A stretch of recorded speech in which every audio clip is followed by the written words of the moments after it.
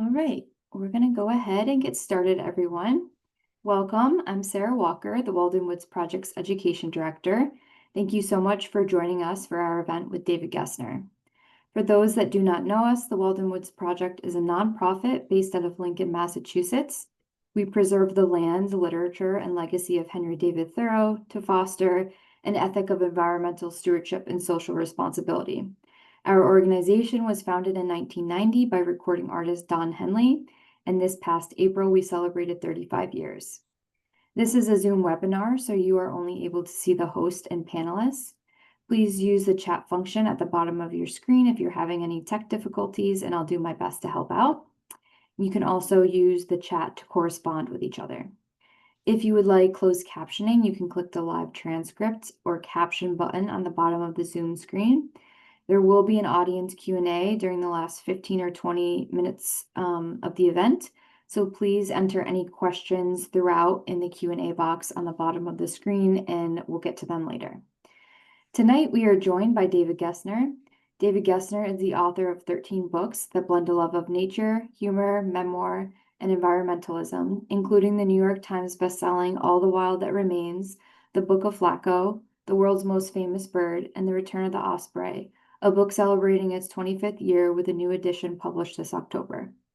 Gessner is a professor at the University of North Carolina, Wilmington, where he also founded the literary magazine Ecotone. His own magazine publications include pieces in the New York Times Magazine, Outside, Orion, and many others. In 2017, he hosted the National Geographic Explorer show, The Call of the Wild. David's been a longtime friend of the Walden Woods Project, and I'm so happy to have him back here tonight. So now over to you, David. Thanks, Sarah. I'm going to start with, I guess, a organizationally appropriate story, which is 21 years ago, I guess, because my daughter's 22.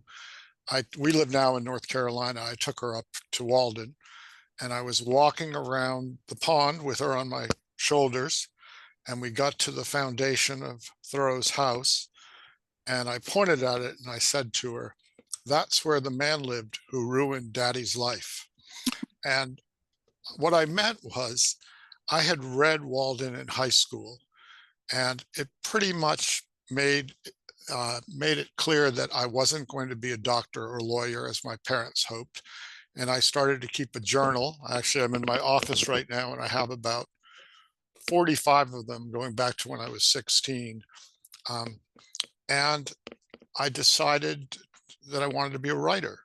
I wasn't just influenced by nature writing. I was also reading Philip Roth at the time. So it was kind of a strange confluence of two very different sorts of writers. But when I graduated from school, I moved to Cape Cod. I grew up in Worcester. That's my dark secret as a nature writer, that I'm from Worcester.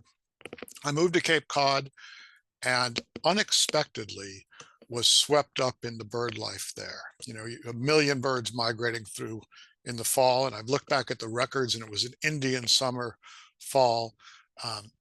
And that also threw me off course of any, I think Thoreau said, the life men praise and call successful is but one kind. And it was starting to look like I would have the other kind.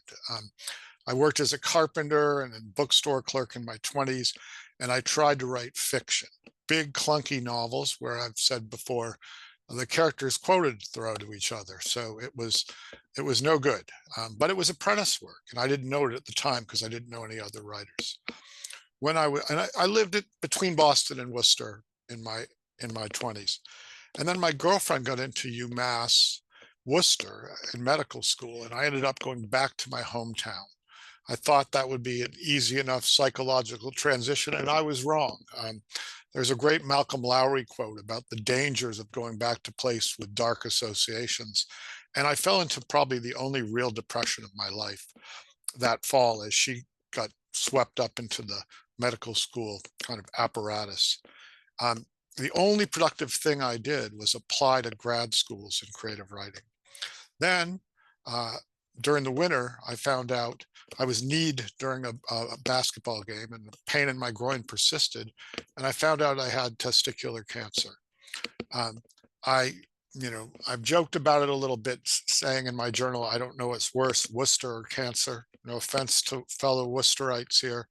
And when I counted back, I was like, oh, 8 months. It was when I moved here that it started to grow. That makes sense. But it was I was very lucky. It was a stage 1 seminoma, a lottery ticket of a cancer diagnosis. And then during the May after my operation, I spent a month getting irradiated. And during that time, I got rejected one by one by these writing schools until the last one, which was getting into University of Colorado at Boulder. So it was quite a change to move from Worcester the next fall. My dad had given me an old car of his, a Buick Electra, and it wasn't registered. And he said, don't register it until you're living in another state. So I drove unregistered cross country out to Colorado and really started to recover there and started a whole kind of new life. So that's a lot of backstory to get us to Ospreys. But basically what happened was in Colorado, I remembered my love of Cape Cod, wrote a book about loving Cape Cod. We moved back to Cape Cod. I was newly married. I'd met my wife in Colorado, and I turned around and wrote a book about loving Colorado when I had moved to Cape Cod. So I was geographically confused, and that's one of the themes of my work is geographic uncertainty. We can't all be Wendell Berry knowing that we want to live forever in Kentucky. So, so I got, one thing that happened, these were 2 small books with university presses, and the critics kept calling them nature books. And this irked me because I felt I was writing about mortality, my dad's death, my recovery. So I wrote an essay called Sick of Nature that was going to be my declaration of independence from the genre. And the irony here is that an editor for Algonquin Books read this essay. In the essay, though I'm sick of nature, I also talk about loving birds and the natural world. And she then asked me to write a nature book. Specifically, she said, you write beautifully about birds. Can you write a book about birds? And I thought, if I do this, my fate is sealed. I will be a nature writer forevermore. But I thought about it and I said, I don't want to do a book about a semi-palmated plover or a sparrow and then I remembered the ospreys. I remembered that when I was a kid on Cape Cod and when I came there in my 20s after college, I didn't see them at all.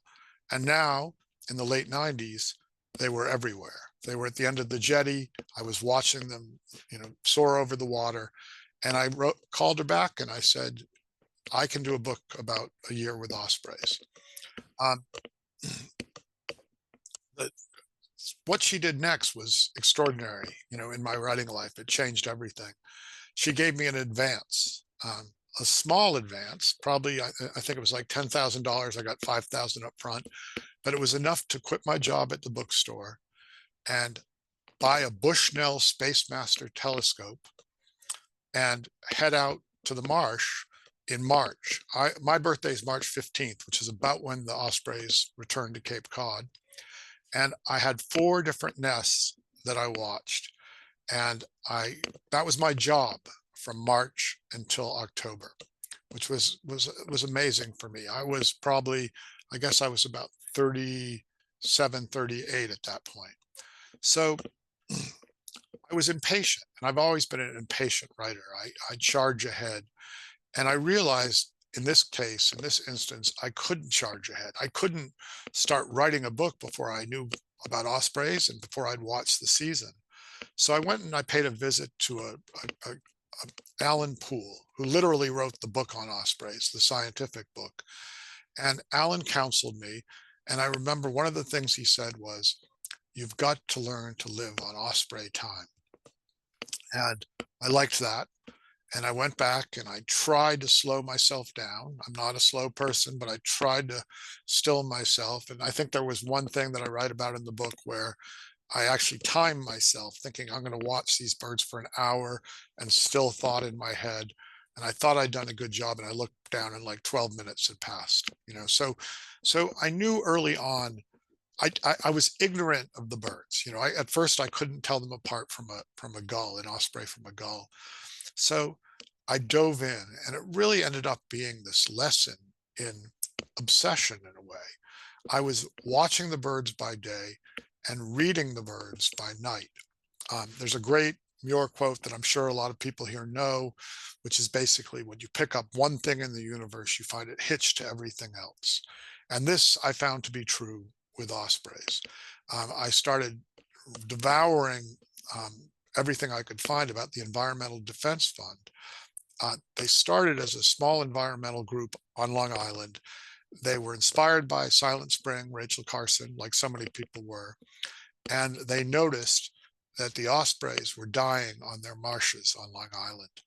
And they put it together, with the help of Rachel Carson, that this was DDT doing it, that the chemical was coming in, it was killing the mosquitoes, but also getting into the water, killing other insects, killing fish, and then killing the apex predator, which was the osprey. And it was biomagnifying in the osprey. And the horrific result was that osprey eggs would thin. So when the female incubated the egg, they would crush their young. And numbers, Massachusetts numbers, I think in 1970 were 10 nests throughout. By the time I started again, it was close to 400 nests. But anyway, this group, led by a beautiful man named Dennis Puliston, who I don't know if you can see it over there, but that's his osprey painting over there. He was an adventurer, a naturalist, and a painter, and a kind of exuberant school teacher who I said kind of looked like Norman Mailer. I went swimming with him and he all but beat his chest. Art Cooley, they got together and they decided to take the case to court. So what fascinated me on those nights in March on Cape Cod after watching ospreys all day was that ospreys were intertwined with the first real case of environmental law. And they won their case and they stopped the spraying on the marshes on Long Island. Soon after, a couple states stopped. And then, of course, in 1972, the EPA outlawed DDT. So you had, this amazing moment, which we should think about right now. I'll get around to the more recent threats to ospreys, where a court decided in favor of a bird and people exercised restraint, something we don't do very often. And what ended up happening is we had this great rebounding of this beautiful, athletic, gregarious bird. So that was kind of filling my brain at night. And I was also, I showed you this journal, but this isn't my normal size journal. I don't know if you can get a sense of it in the video, but this is a big sucker. And this was my other tool, as well as a telescope out on the marsh. I would sketch down notes. Here's a terrible drawing of an osprey. I think you can see it in there. I would sketch down notes, and I had a kind of non-rule rule, which was anything goes, anything I wanted to put in here. And I'd scribble observations. I'd watch the birds. I watched the early part of the year when the very beginning, when the male would go grab sticks. The female was the main nest maker, and the male might bring him back, and this female might say, no, that's not good enough. Go get another one. I watched that period. I watched the early efforts to build up the nest. And of course, osprey nests are famously, they're not neat nicks, they're slobs. Another reason I like them, since my dad used to call me Dirty Dave, and you can probably tell a little from my office that I'm osprey-like in that quality. And the osprey nest I watch, I had one where there was Easter tinsel and fish line and plastic, and a naked Barbie doll was jammed in the bottom, which I sketched out, of course, and took field notes on as I watched. So this process of observing was like enforced patience. I've often thought, I'm watching like a blue heron fish, for instance. We admire patience and we imagine it's some kind of Zen-like state that we can achieve. But to me, the patience I was after was a practical patience. In the same way a heron is staying still because it wants to catch the fish, I was staying still and observing because I wanted to write the book, frankly. And the benefits that came from it were very unexpected. That the thrill of it, I didn't know. Once the young were born, once the eggs hatched and the little reptilian heads came up, I would draw one of my favorite images from the book, was of the usually the mother, the female, ripping into like a fish and gradually bending down and delicately placing it in the nestling's mouth. And I wrote a lot about the marriage of the savage and the delicate in there. Later, as I got more and more obsessed, there was a moment where I went up to the local fish market and got a fish and got some pliers and tried to get that feeling of tearing the fish apart. And that was the point where I was doing that on the back deck of our house on Cape Cod. That was the point where my wife came out and kind of started shaking her head. And she remembers it when she tells the story. She says I was wearing a loincloth. I do not own a loincloth, but it was a bathing suit in all likelihood. But she was like, kind of enough is enough. And there was an obsessive aspect to that, to the year, where there was one time, I think it was in June, I was walking out to one of the nests that I watch, and someone was walking back, and I could tell like they were excited about what they'd seen. And I wanted to say, have you found ospreys too? Um, of course, part of the quest was to see an osprey dive. In the years since, I followed ospreys down to Cuba and Venezuela. I've seen hundreds and hundreds of dives, but as a beginning osprey watcher, I'd never seen the bird dive when I started. And I got to say, this being a beginner was a big part of it, but it was also, one thing I was doing in that journal was I was plotting out and outlining the book I would eventually write. And I saw that this gave me an in as a writer, that I actually had a human plot. Because I thought, just a purely objective book about ospreys is going to be dull. It's going to put people to sleep. So the human plot, in a way, was my own transformation from, kind of an ignorance into kind of a deep knowledge of ospreys from spending so much time out there with them. Um, so anyway, I'm going to read just a short section about how I felt um, a couple months in when I was, well, I won't say anymore because there's a little surprise at the end. Ospreys are the only raptors that dive fully into the water to catch their prey.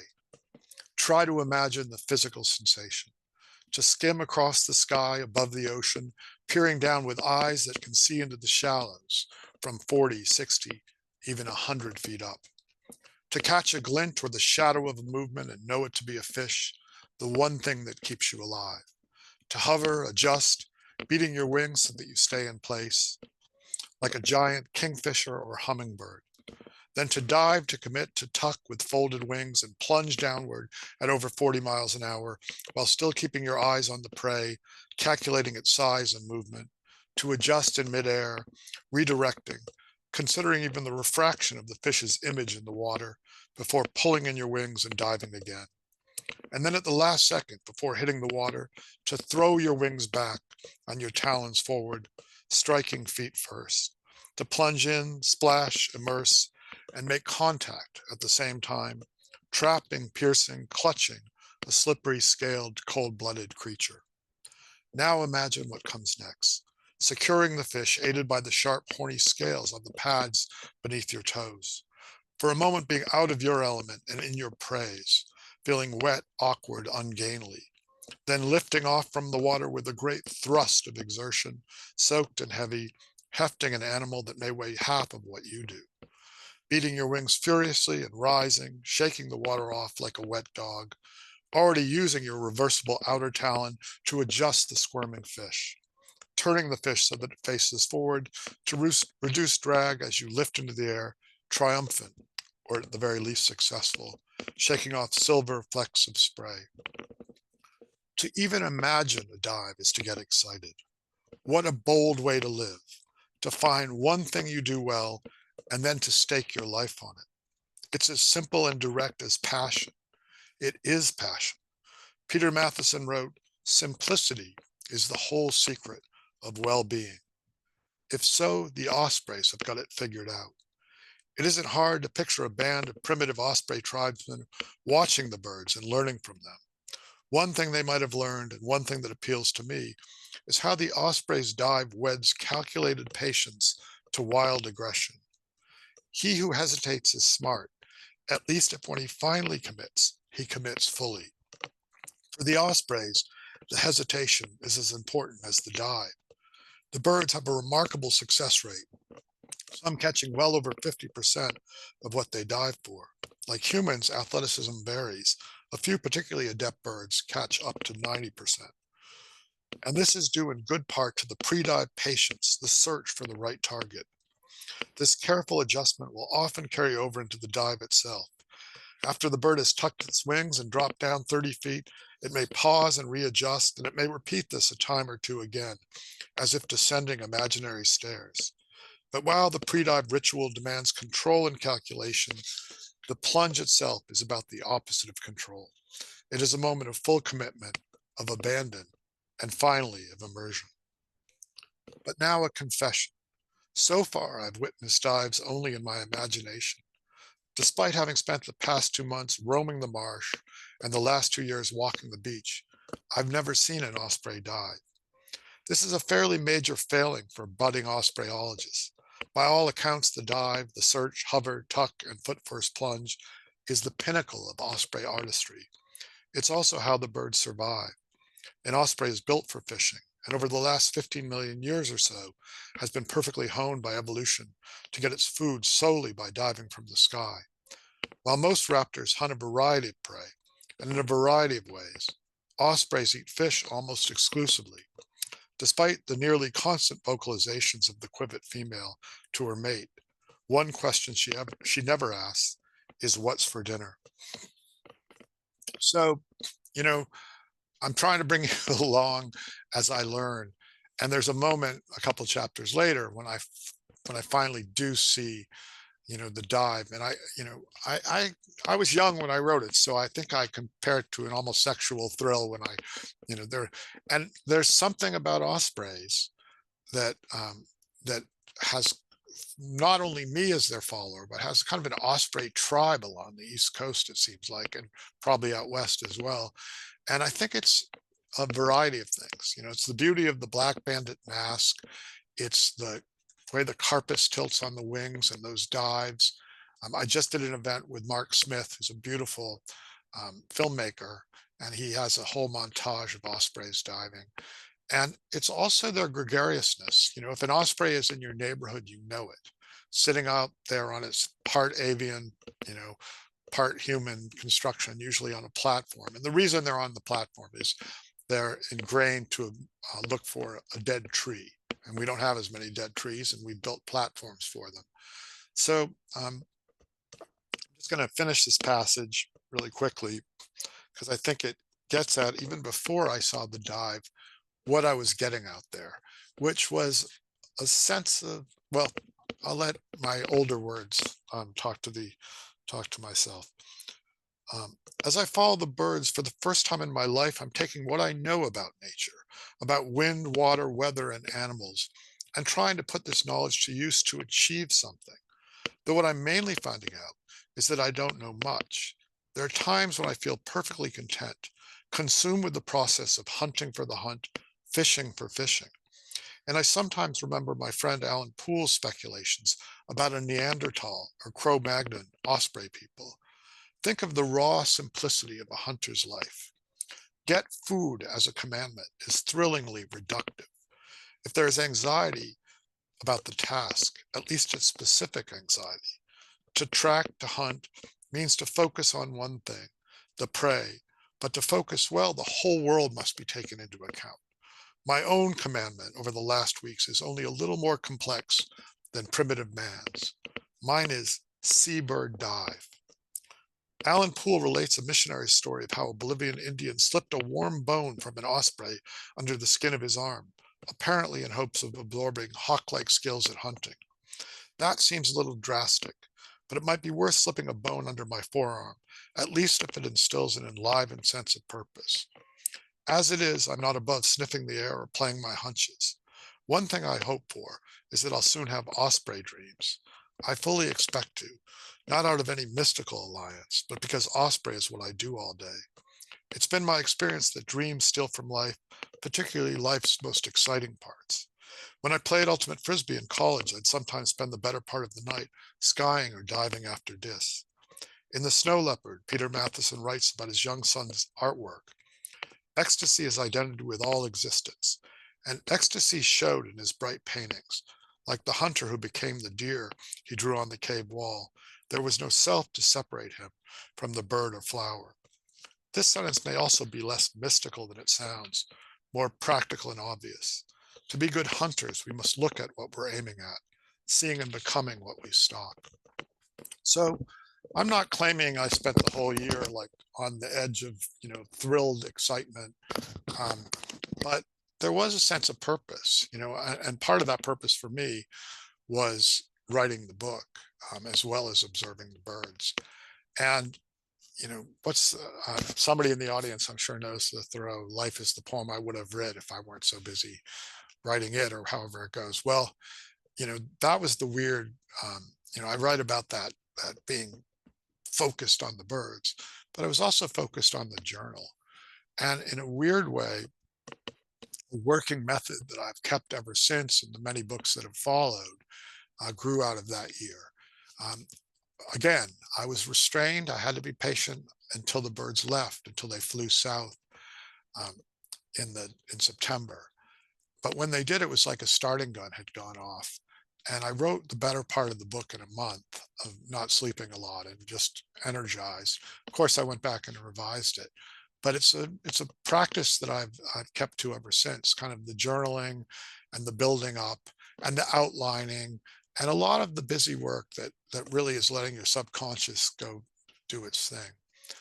One of the crazy things, of course, some people probably know is that the the adult ospreys take off first in September or early October, and the young, just something is triggered, instinctual, and they fly alone down to South America. Um, Later, I would do a follow-up book called Soaring with Fidel. Um, I mentioned already my geographic uncertainty of being, Cape Cod, writing about Colorado, Colorado, writing about the Cape. Well, the great irony for me, which I write about in the new introduction to Return of the Osprey, is this book, which ends basically, I will stay forever on Cape Cod, is how I got my job in North Carolina. As I was finishing the book, my wife got pregnant, and at that point, we're both writers, and we were both writers, and we didn't have real jobs. And suddenly, the idea of health insurance and a salary seemed pretty important. So just as the birds were heading south for fish, we headed south for this job and for money. And it was an interesting thing to be a North Carolinian, something I never expected.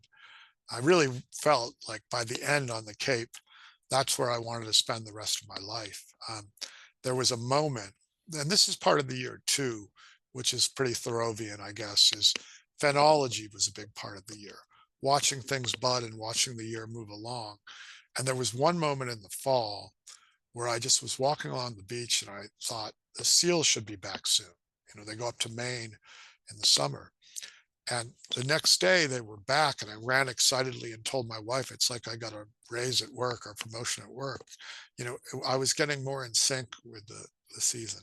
But suddenly we found ourselves down in North Carolina. So the question, I always have these, objective writing, but then you have a personal question.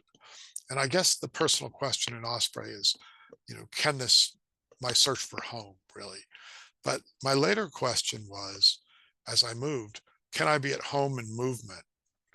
So it was pretty logical to then write a book, a sequel, in which I followed the migratory year, which I did in Soaring with Fidel. And I came back to the Cape and I followed these birds down to Hawk Mountain and down to Florida.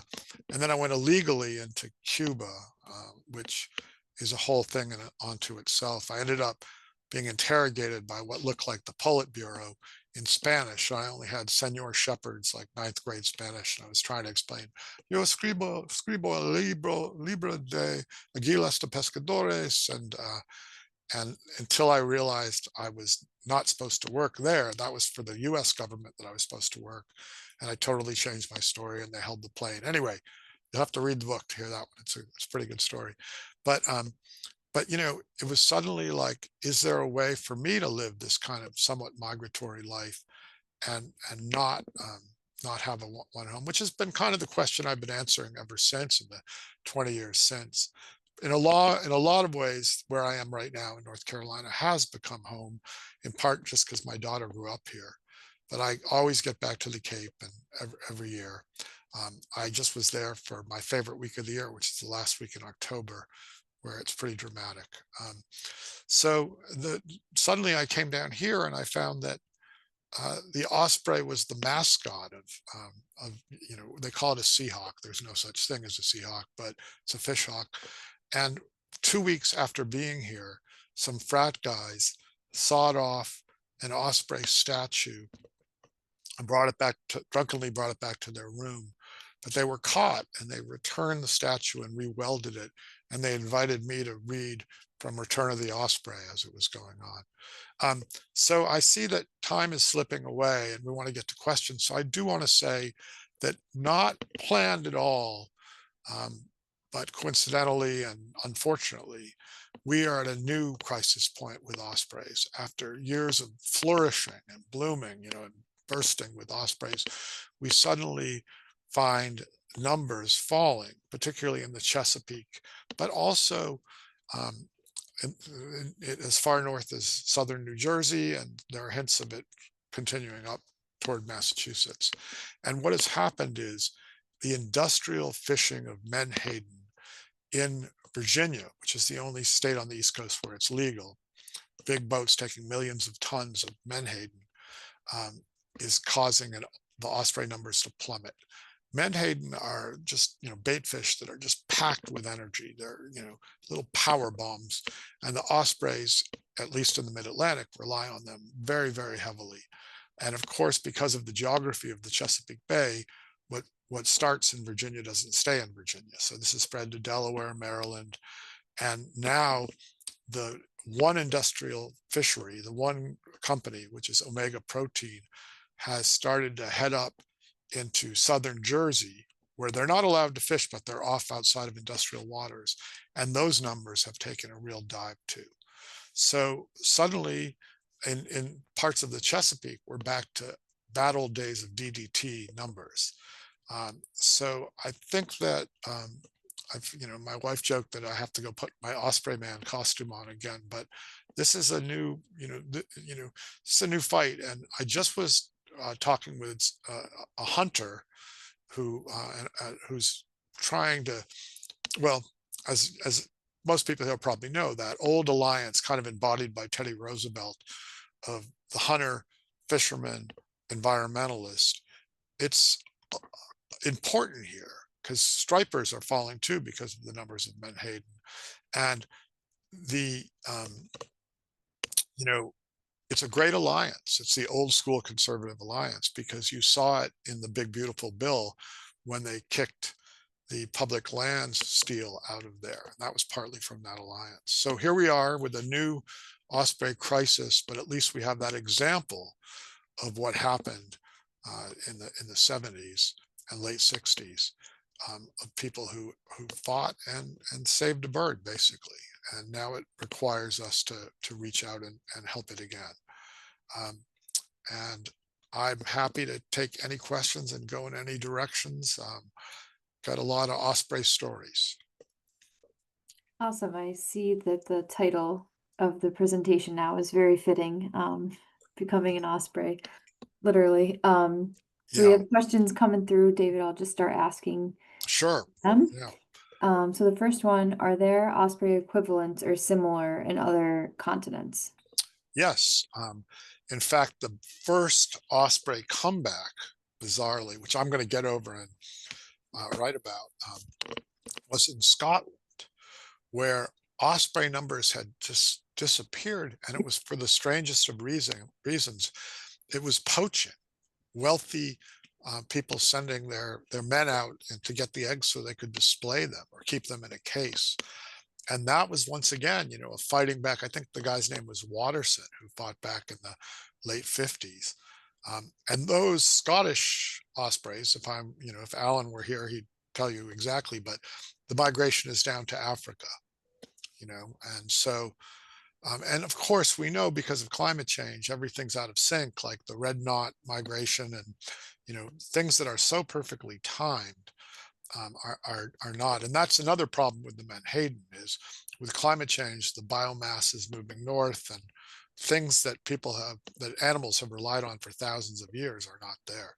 But Mm. yes, all over. In fact, I'm thrilled to say that 2 days ago, I found out that my Flacco book is going to have a Russian edition, and the cover looks just like some communist bloc thing. And there are ospreys in Russia as well, and all they've really had a boom, and they're ospreys in Colorado, ospreys inland, and some of those are from taking eggs from the Chesapeake and transplanting them too. Mm. So I have like, yeah, three questions in the same. I'll just ask one at a time. Sorry. Do osprey always return to the same nest? More or less, but sometime and weirdly the young often return to the same neighborhood. So the young have gone down to South America or wherever, um, and they stay there. They don't come back the next spring. They stay for a year and they come back. So what's guiding them? Well, we know some things that are guiding them. I ended up going down to Venezuela. We were greeted with machine guns at the airport, but we found this lake that was, just like hundreds of ospreys. If I didn't see a dive then, I saw 100 dives that day. And then we saw a little gap in the mountains, and we went up there. And sure enough, there were ospreys coming through, and we stayed till night, and nighthawks were coming through. We were like, "This is so cool." We see the route, And an amazing thing about the ospreys in Cuba, and if anybody gets the chance, I would recommend going, is since most hawks and eagles, are hydrophobic and they migrate through Mexico, in Cuba, where ospreys are not hydrophobic, they're water friendly. You got a full line of just pure ospreys coming down the mountain ridge from west to east. So I think you answered this in that, but do their young build nearby? But they Um, return. I don't think they always do, but they often do. Yeah. And it's really, the crisis right now is really sad because you're getting, they regulate their clutch size when they're hungry. Instead of having three or four, they have one or two. Mm. But even those one or two in certain places in Virginia, Maryland, and Delaware are not successful because they're starving basically from lack of menhaden. Mhm. So fight Yeah. against industrial fishing of menhaden.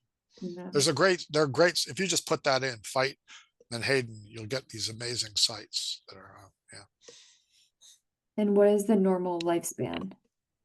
I think that the records are in the high 20s, 30, but if there's an osprey expert out there, they can throw it in the chat and contradict me. That's fine.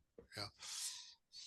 What do osprey living in the cities perched on skyscrapers eat?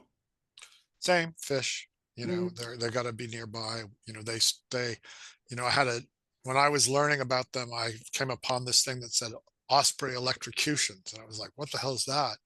Well, as they nest on top of phone poles and they nest in places where that's a possibility, Yeah.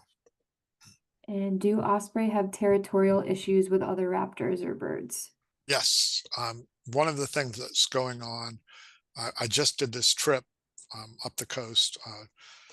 Dr. Brian Watts at William and Mary is the main person who's studying the falling numbers.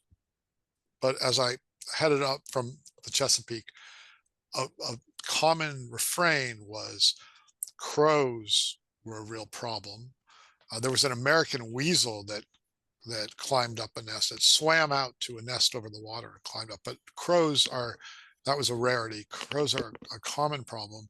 Mm. And what happens is if hunger compels both of the adults off the nest, or if bad weather does, That's often when the crows will swoop in. And other, other raptors. I mentioned Mark Smith. He's got an amazing film of a pelican attacking an osprey while it's fishing, which Mm. I can't even imagine, but it was crazy. Yeah.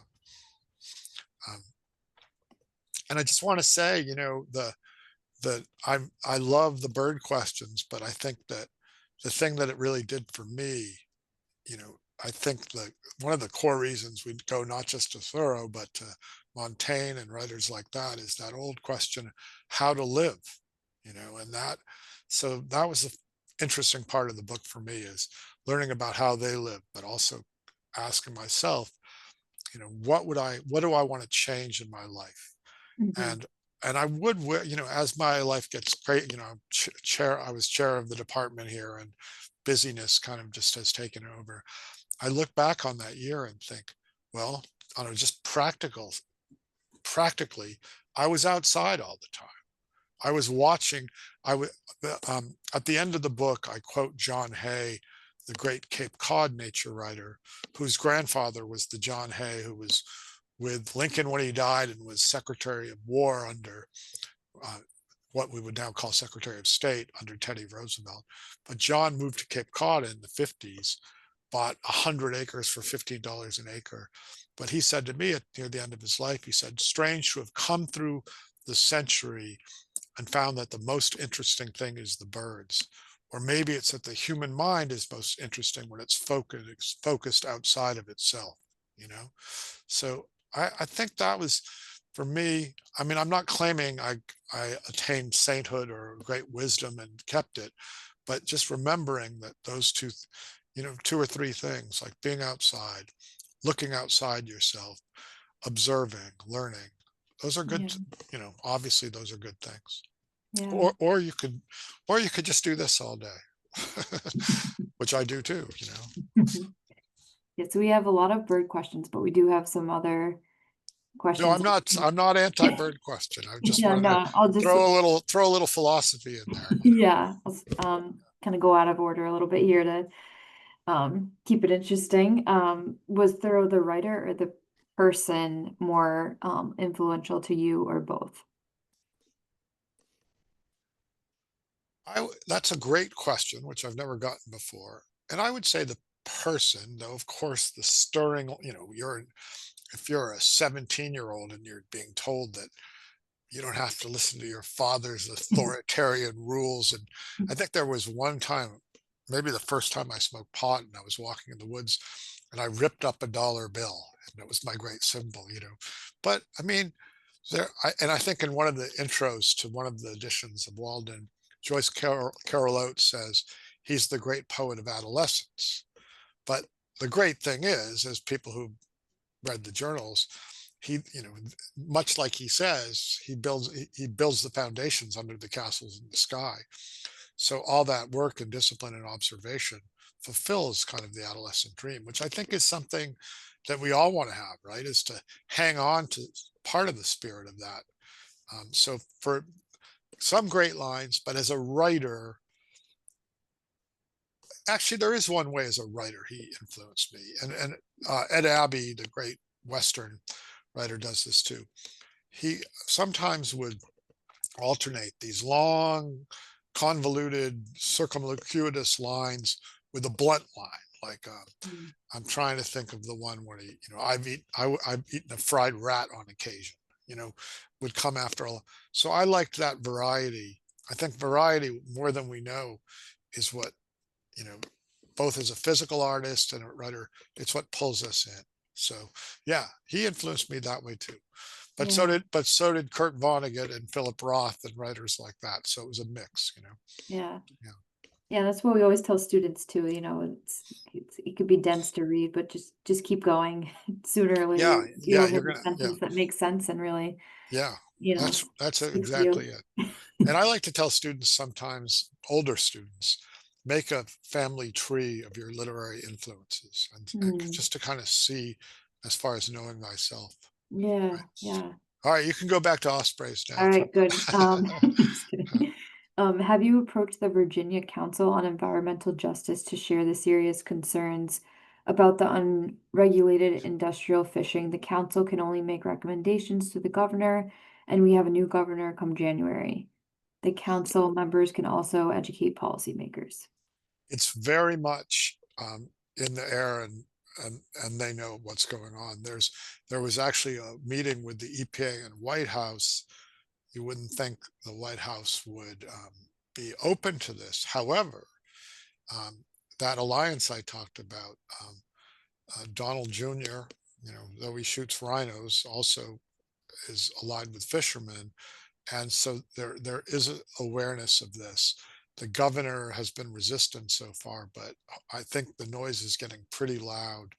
Um, there's a whole video of commercial fishermen wearing MAGA hats saying, "We've got to stop this fishery." So it's kind of weirdly, in this time, when do people ever team up in that way? And in this case, it seems to be happening. So I think it's going to happen, but I have not specifically approached them. I'm kind of, there's a guy named Jacob Steinberg who's doing a film on Menhaden, who's very involved, and there are a lot of people very involved, including Alan Poole, who I mentioned earlier. I'm coming in later, but putting my boxing gloves on pretty soon. So Are osprey illegally hunted? I think so in South America in particular. Especially, I mean, one of the things that I remember from South America was all the fish farms, tilapia and stuff, being covered in nets. And, if that's your business, um, yeah, they are in other countries. That's another weird aspect of the Menhaden story, is that the menhaden are used by this omega protein, and they're ground up into pet food and farm food, but also they're food for farm raised salmon. So it's like a cannibalistic kind of, and as probably people here know, we now consume more farm fed than we do wild caught fish. So Mhm. it's tied into that too. Uh, Make him stop talking about menhaden. We came to hear about ospreys. That's all right. What's the difference between a North Carolinian and a, I'm gonna butcher the Worcesterite? Worcesterite? Worcesterite. Yeah, Worcesterite. Um, well, a lot. you know, in fact, um, I don't know. There's at least in my family, there's a kind of blunt. We weren't afraid of insulting each other. We'd laugh, and here it's more. The knives are hidden down here. There's more like, "How are you, honey? I'm, I'll kill you later," kind of thing. So I think that's a big difference. And I thought at first it was going to be about ospreys, and there actually is a difference too. Um, we're about as far north as you go, where we have a year-round population as well as migrators. And then there's the ones I've seen in the Caribbean are very white compared to the black and white we see up here. Yeah, when I first read the question, I thought it was a bird question, then I realized that Yeah, yeah. it's funny. How many hours a day would you say you watch the birds? Um, I would guess like 6 or 7, but part of that was there was one right across from my house, across the Suet Harbor. There was one in the Quivet Cemetery a couple miles away, which now is where my dad is buried, and my mom now too. Beautiful marsh overlooking it. That was probably the most spectacular one. And then there were two more um, a few miles away. So I would make the rounds, which probably allowed me, if I'd had to sit for 7 hours at one, that would have been a little challenging. And I Yeah. had a little lawn chair, my binoculars, my journal, and my telescope. Yeah. Um, And what was it like after you finished the project and you were no longer focused on Well, one? winter was coming, and I'd written the book in a great blaze. And then, of course, you get it back from your editor, and editorial letters famously begin this is the greatest book of all time, and that goes on for a couple paragraphs. And then the however comes. However, and then there's 10 pages of edits. And and understandably, this poor editor who's wonderful, her name was Antonia Fusco, was expecting a book on ospreys and suddenly was getting, my inner world thrust into her poor brain. And, for instance, I watched a siblicide at the nest. I watched the third smallest kill the fourth smallest, which is happening more and more right now with the osprey starving. And I ended up writing about my brother, and who was having kind of a mental breakdown at the time. So, I was going back between the human and try not to anthropomorphize, but going back between the human and bird. So I think she just said, okay, we gotta slim this down a little bit. And that's what I spent the winter doing. And then the next spring, I I did start. I've gradually become a pretty decent birder. I was a terrible one at first, and so I did get out more and continued to write about the natural world. The next thing I wrote was about John Hay, who I mentioned, and I would visit him at his home. Mm. Did the birds ever recognize you? How does their intellect compare to other intellect birds such as crows or parrots? A great question. I think they do habituate to, you know, um, first of all, they're not, though they do their famous like cue cue, circling around, and um, they they are not. They're outgoing birds, right? So they would settle down fairly quickly if I'd settled down. So whether they recognized me in particular, I do not know. I just know they didn't seem particularly bothered by me after a while. All right, if anyone has any remaining questions, type them in the Q&A box. Just a comment here while we wait. Someone says, witnessed an eagle and osprey going at each other in Louisiana. And of course, that's a famous. Ben Franklin didn't want the eagle to be our national symbol because they're kleptoparasitic, right? And so an osprey athlete dives, and then the eagle comes in and tries to get the fish from the osprey. So I prefer ospreys to eagles, not shockingly, I guess. So um, and the one other thing I was going to say about that is I, I a year ago in summer I went to Finland mostly to look for Eurasian eagle owls. And the first day I went up on a cliff, this photographer there, and we saw an eagle owl dive down at a lynx territorially and scare it off. But the next day, I went in with Finland's big osprey expert, who I describe in the book as an athletic Gandalf. He was 85 years old, and I couldn't keep up with him running through the marsh. And we got to this crazy osprey nest, and he started to whistle in perfect fluent osprey. And there was no birds there. We were there to survey. He whistled and he drew all the birds back in, and it was just amazing. Yeah. So I've got several continents of osprey watching in now. I've got to get to Scotland next. Yeah. And anything, this is just a question from me, David, with the 25th anniversary edition Oh yeah. coming out, you know, anything that it brought to mind, anything you wish to change about the book, or, do you reread it Yeah. when it comes? I hadn't reread it. The one Yeah. thing I noticed was my poor niece Addie. I think I spelled her name with a Y instead of an IE. So that was Oh, one of the big changes. okay. And then, Helen McDonald just wrote this beautiful foreword.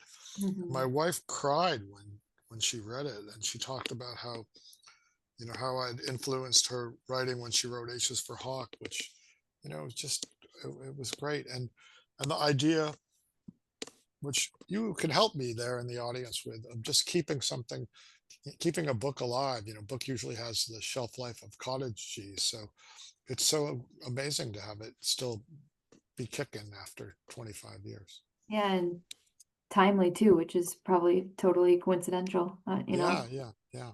And someone said, do you have any suggestions on how to start observing ospreys? That's a great question. I would seek out platforms in your areas, and hopefully it's not in somebody's yard, unless it's your yard. And just a real fun part is to anticipate their return, usually in March, if it's Massachusetts we're talking about. And to then, one thing that I said early on about the journal was to not be judgmental about your own observations, to be dumb, to allow yourself. It's just like with writing, to not be a perfectionist. I famously remember John Hay, who's probably the most respected nature writer on Cape Cod in the last century, when he moved from New York in the 50s to or 40s to Cape Cod, and he heard mourning doves and he thought they were owls. And you be a beginner, and then this is something he said: ask questions. Like he saw the herring run and he watched them coming back, and he just like, where are they coming from? What are they doing? Mm. So, not being a perfectionist, asking questions, um, you know, bumbling your way forward if that's possible. Yeah.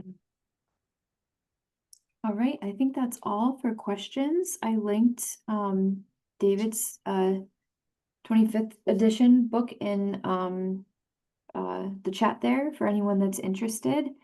Thank you so much, David, for this awesome conversation. I'm sure we'll be seeing you again in the future.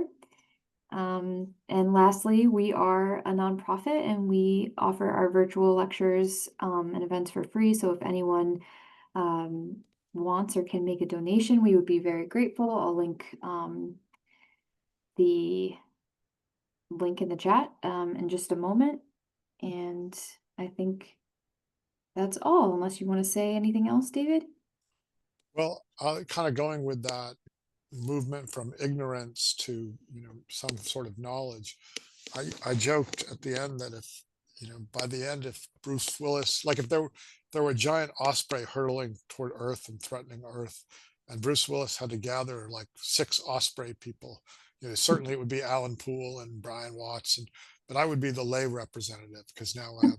So I kind of feel like that was a fun thing, and it translates to other things too, getting obsessed with something and digging in, and all of a Mm, sudden there's all this momentum. So anyway, yeah, awesome. thank you. All right. Yeah, thank you, David. Thank you, everyone at home. Thanks for coming.